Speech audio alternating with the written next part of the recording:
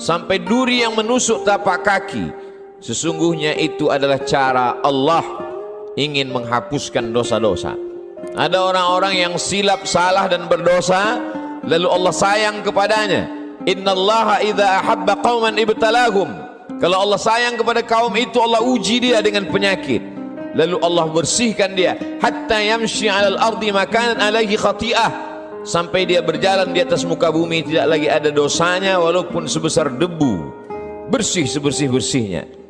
Tapi terkadang pandangan manusia berbeda dengan pandangan Allah Subhanahu wa ta'ala. Allah menguji manusia membuat derajatnya naik. Allah menguji manusia membuat dosanya hilang. Allah menguji manusia membuat dia sabar, dan ketika dia sabar Allah berikan balasan. Innama yuwaffas sabiruna ajrahum bighairi hisab. Balasannya tidak dapat dihitung oleh manusia. Tapi kemudian manusia memandang inilah orang yang terlaknat karena sering sakit, inilah orang yang terlaknat karena selalu banyak kesulitan, kesusahan dalam hidupnya. Padahal orang yang terlaknat adalah orang yang ketika diberikan nikmat, manusia menyangka itu nikmat, padahal itu hanyalah azab yang tertunda. Apa kata Allah Subhanahu wa ta'ala? Sanastadrijuhum, kami berikan mereka istidraj min haitsu la ya'lamun, tanpa mereka sadari mereka sedang dipermainkan Allah Subhanahu wa ta'ala. Orang menyangka mereka adalah orang-orang yang diberi nikmat, padahal sesungguhnya dia sedang dipermainkan dengan azab tapi berbaju nikmat. Nabi menjelaskan ayat ini, innallaha la yumli lizalim. Allah Subhanahu wa ta'ala mengulur orang-orang yang zalim, yang aniaya. Diulur umurnya panjang, diulur rezekinya banyak, diulur keluarga anaknya sehat lengkap sempurna, tapi justru itu menjauhkan dia dari Allah Subhanahu wa ta'ala. Ada manusia ini perbuatannya jauh dari Allah, tapi istrinya dekat kepada Allah.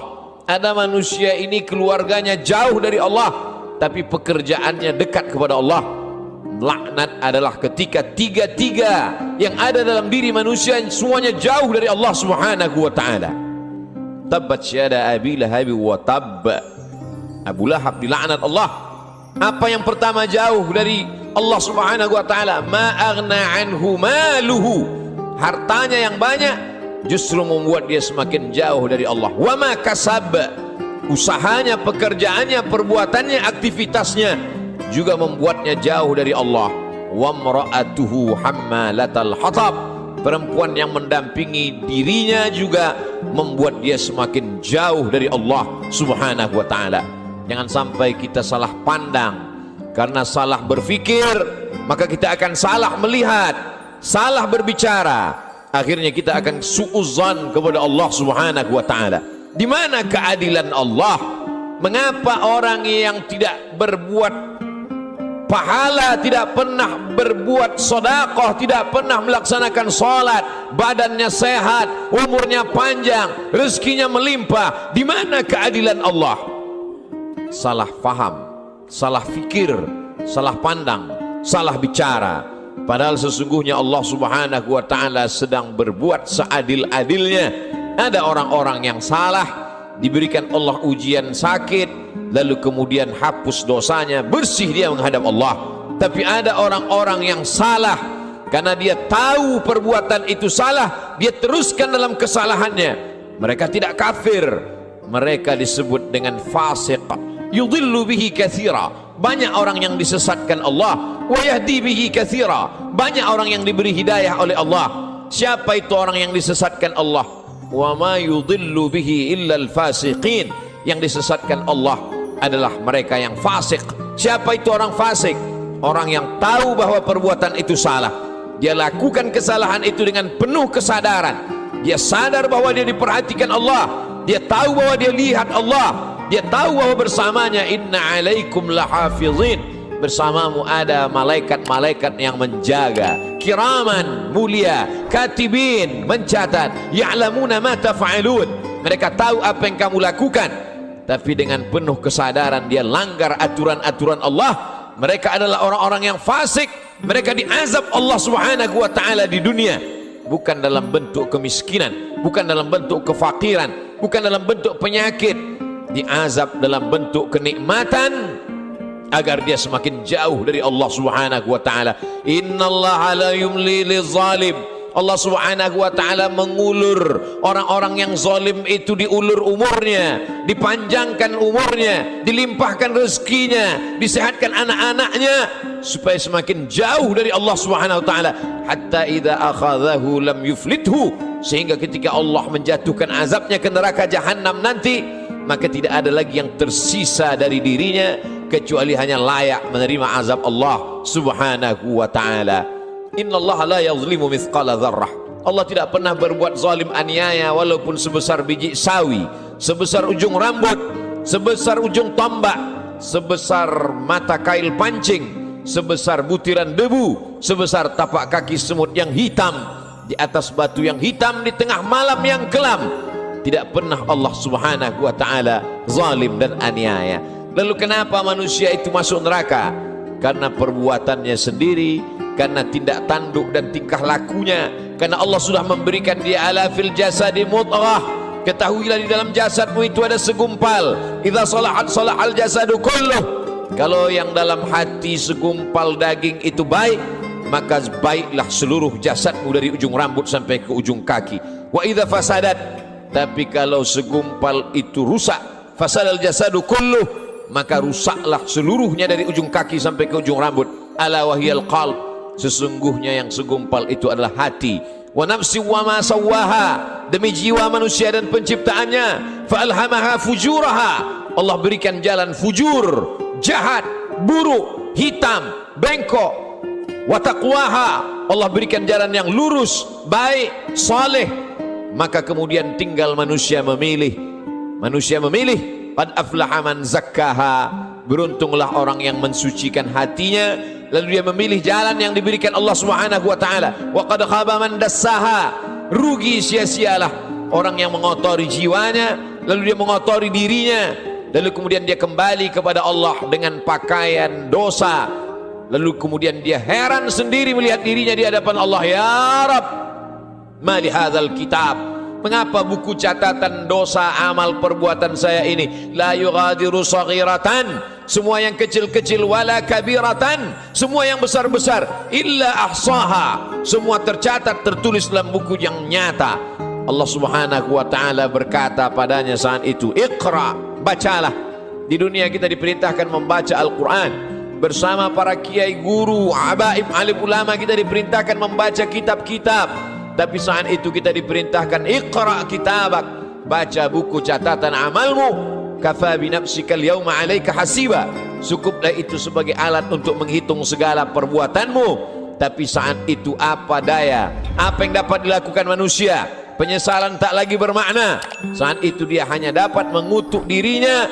Saat itu wasiqal ladzina taqaw rabbahum, orang-orang yang takut kepada Allah, maka dia akan digiring, dibawa ilal jannati zumara, masuk ke dalam surga berjamaah. Sampai di pintu surga, apa kata malaikat menyapa? Salamun, selamat kamu, tibtum, kamu sudah berbuat baik, fadkhuluha khalidin, masuklah kamu ke dalam surga khalidin, kekal selama-lamanya. Mendapatkan salam dari pejabat, mendapatkan salam dari orang kaya, betapa bangga, betapa terhormatnya. Ini bukan salam dari makhluk. Salamun qawlan min rabbir rahim, salam dari Allah Subhanahu wa taala. Jibril pernah menitipkan salam kepada Sayyidatuna Aisyah Ummul Mukminin. Betapa senangnya mendapatkan salam dari makhluk yang tak berdosa, malaikat. Tapi ini salam dari Allah Subhanahu wa taala. Salamun, salam bersih, suci, tak ada noda dan dosa. Min rabbir rahim, dari Allah yang tak ada kotoran, subhanahu, maha suci, wa ta'ala, maha tinggi dari makhluk. Lalu siapa yang mendapatkan salam dari Allah itu? Yang mendapatkan salam dari Allah juga orang-orang yang hatinya salam. La yanfa'u malun, hari itu tak ada guna harta, wala banun, tak ada guna anak, illa man atallaha, kecuali orang-orang yang datang menghadap Allah biqalbin salim, dengan hati yang bersih, dengan hati yang suci. Tubuh manusia penuh dengan kotoran, tubuhnya dari daging, dari darah, dari tulang, dari kuku dan bulu, hancur busuk menjadi nanah, nanah menjadi santapan cacing tanah, kotor, bau, hina, rendah. Tapi kemudian dia menjadi mulia karena hatinya yang bersih mengingat Allah subhanahu wa ta'ala. Aneh, ajaban, manusia itu memang makhluk yang benar-benar aneh, diciptakan dari sesuatu yang kotor, rendah, hina. Lalu kemudian setelah ditiupkan roh ke dalam jasadnya, faqa'u lahu sajidin, semua makhluk-makhluk malaikat bersujud kepadanya. Lalu kemudian Allah subhanahu wa ta'ala mengujinya. Setelah makhluk bersujud kepadanya, maka iblis menggodanya. Tergoda dia dengan segala yang apa dia lihat di dunia. Semua yang dia pandang menggoda, semua yang dia dengar juga menggoda hati kecilnya. Tapi ada orang-orang yang diberikan Allah subhanahu wa ta'ala istiqamah. Alladzina qalu rabbuna Allah, mereka berkata Rabbku Allah, summa istaqamu, setelah itu dia istiqamah, maka Allah berikan balasan, tatanazzalu alaihimul malaikah, turun kepada mereka malaikat. Apa kata malaikat? Berkata, alla takhafu, jangan kau takut, wala tahzanu, jangan kau sedih. Karena memang penyakit manusia hanya dua saja. Yang pertama takut, yang kedua sedih. Takut terhadap masa depan, sedih terhadap masa lalu, sedih terhadap masa yang sudah lampau. Ada kekhawatiran, ada kecemasan yang berlebih dalam diri manusia untuk melihat masa depan. Cemas yang berlebih itulah yang membuat naik tensi darah. Cemas yang terlalu berlebih dari batas normal itulah yang membuat naik jantung koroner, diabetes dan lain sebagainya. Tapi orang-orang yang istiqamah, dia selalu berada dengan Allah subhanahu wa ta'ala. Masalah hidup ini besar, tapi dia berharap kepada yang maha besar, Allahu Akbar. Masalah hidup ini hebat, tapi dia mendekat kepada yang maha hebat, Allah Jalla Jalaluh, mulia. Tidak ada yang lebih mulia daripada Allah subhanahu wa ta'ala. Semua yang bersama dengan Allah, maka Allah akan membersamainya. Orang-orang yang diuji itu selalu merasa bersama dengan Allah, maka kemudian Allah membalasnya, innallaha ma'as sabirin, Allah bersama mereka. Ayatnya tidak berkata innas sabirina ma'allah, orang-orang sabar bersama Allah, tapi Allah lebih mendahulukan dirinya. Aku bersama mereka, kata Allah subhanahu wa ta'ala. Ana inda husni zanni abdi bi, aku menurut prasangka hambaku kepadaku. Idza dzakarani, kalau dia mengingat aku, menyebut aku, fi nafsihi, dalam dirinya sendiri, dzakartuhu fi nafsi, maka aku pun akan menyebut, mengingatnya sendiri, kata Allah subhanahu wa ta'ala.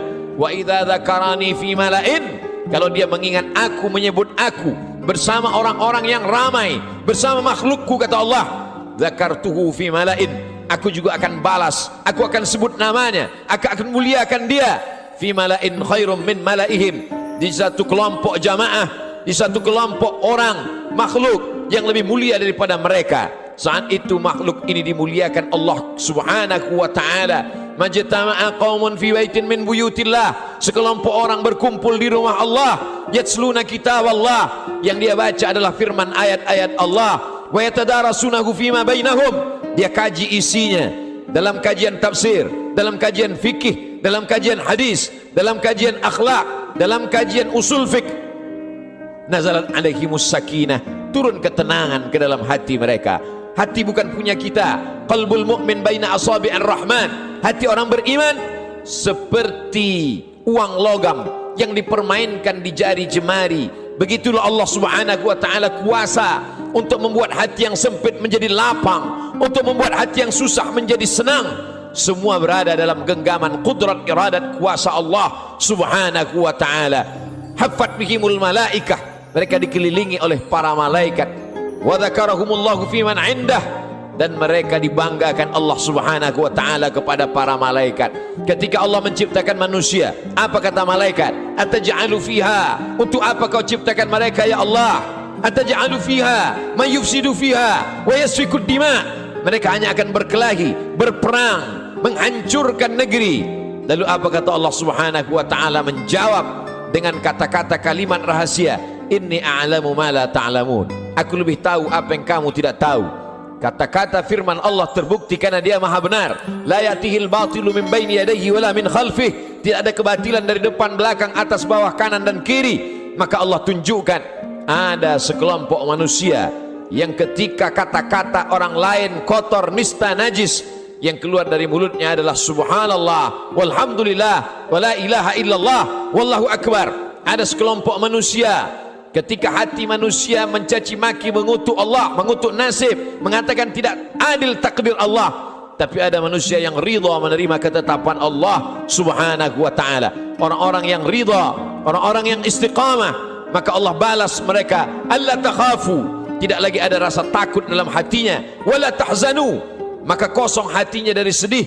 Setelah hati itu hilang rasa takut dan rasa sedih, lalu kemudian ditanamkan Allah kebahagiaan dan kesenangan. Wa absyiru bil jannati allati kuntum tu'adun, berbahagialah kamu mendapatkan nikmat surga yang dijanjikan Allah subhanahu wa ta'ala.